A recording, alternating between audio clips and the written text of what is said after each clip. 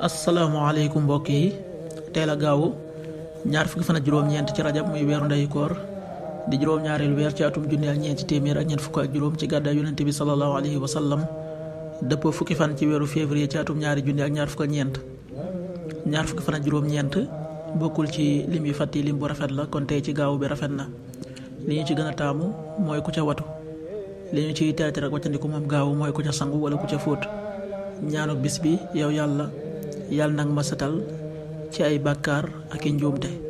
allahumma tahhirni min ad-dunubi wal xataaya, allahumma tahhirni min ad-dunubi wal xataaya. xadiisu bis bi yonent bi sallallahu alayhi wa sallam nee na ku julli te jàngoo faatixa amoo ak julli. xadiis bi buxaari ak muslim nettali na ko. qaala rasulullahi sallallahu alayhi wa sallam laa salaata liman lam yaqra bi faatixatil kitaab, rawaahu buxaari wa muslim.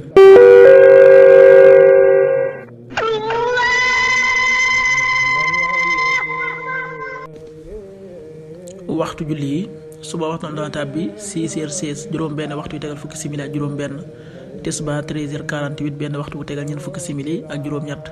takkusaan 16h48 ñeenti waxtu yu tegal ñeent fukki simili ak juróom ñett. timis 19h12 juróom ñaari waxtu yu tegal fukki simili ak ñaar. gee 20h23 juróom ñetti waxtu yu tegal ñaar fukki simili ak ñett. loolu mooy waxtu julli ci Touba ak li ko wër. bu fekkee nekkoo Touba soo ko féetee penku ñaar fukk ak juróom-ñaari kilomètre dina wàññil benn simili, soo ko féetee sowwu ñaar fukk ak juróom-ñaari kilomètre dina yokkal benn simili, soo ko féetee gànnaar wala Saalum téeméeri kilomètre dina yokkal benn simili.